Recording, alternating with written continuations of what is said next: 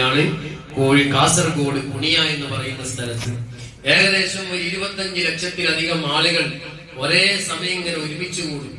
ആ സമയത്ത് മഹാനായ സയ്യിദുൽ ഉലമയുടെ ഒരു പ്രാർത്ഥന ഉണ്ടാകും. പണ്ട് മഹാനായ വരക്കൽ മുല്ലക്കോയ തങ്ങൾ പ്രാർത്ഥിച്ച പ്രാർത്ഥന, ഈ സംവിധാനത്തെ, ഈ സമസ്തയെ സഹായിച്ചവരെ നീ സഹായിക്കണം എന്നുള്ള പ്രാർത്ഥന ലക്ഷങ്ങളെ അണിനിരത്തിക്കൊണ്ട് പ്രാർത്ഥിക്കാൻ പോവാണ്. അപ്പം സമസ്ത നമ്മളോട് ചോദിച്ചു, തമിഴ്നാട്ടിൽ വിദ്യാഭ്യാസ പദ്ധതി ഉണ്ടാക്കണം, മറ്റുള്ള സംസ്ഥാനങ്ങളിൽ ഉണ്ടാക്കണം, യജു വില്ലേജുകൾ ഉണ്ടാക്കേണ്ടതുണ്ട്. ഇങ്ങനെ കോടിക്കണക്കിന് രൂപയുടെ ചെലവ് അതിലേക്ക് വരുന്നുണ്ട്. അതുകൊണ്ട് നിങ്ങൾ സഹായിക്കണം എന്ന് പറഞ്ഞു. നമ്മള് ചെയ്യേണ്ടത്, ഞാൻ വിചാരിച്ചെന്താ വെച്ചാല്, എന്റെ മരിച്ചുപോയ ഉമ്മാന്റെ പേരിൽ 100 രൂപ, ബാപ്പാന്റെ പേരിൽ 100 രൂപ, എന്റെ ഭാര്യന്റെ ചിലവ് ഞങ്ങളാണ് നോക്കണേ, ഭാര്യന്റെ പേരിൽ 100 രൂപ, എന്റെ പേരിൽ 100 രൂപയും. എനിക്ക് 3 മക്കളുണ്ട്. ഒരു കുട്ടി അടുത്തുണ്ടായത് അള്ളാഹു നല്ല സ്വാലിഹായി അവന്റെ തർബീയത്തിലായി അള്ളാഹു വളർത്തി തരുമാറാണ്. 2 പെൺകുട്ടികൾ, 1 ആൺകുട്ടി. അപ്പൊ മൊത്തം ഇവിടെ 8 അല്ലേ? ഇല്ലല്ലോ, 8 ആൾ. ഈ 8 ആളെ പേരിലും 100 ചൊട്ടി തീർക്കാനാണ് ഞാൻ വിചാരിച്ചത്. ഇനി നിങ്ങളെങ്ങനെ നിങ്ങൾക്ക് ഇഷ്ടമുള്ള രൂപത്തിൽ വിചാരിക്കും. ഇത് വെറുതാവെന്ന് വിചാരിക്കുക.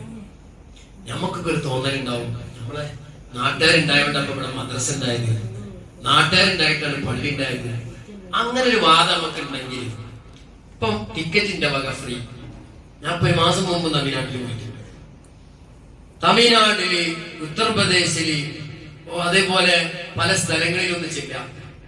ശരിക്കും അവിടെ ഉണ്ടല്ലോ നാട്ടുകാരും പൈസക്കാരും ഒക്കെ. അവിടെ രാവിലെ 7 ബെല്ലടിച്ചനെ മദ്രസകൾ കണ്ടുപോകും.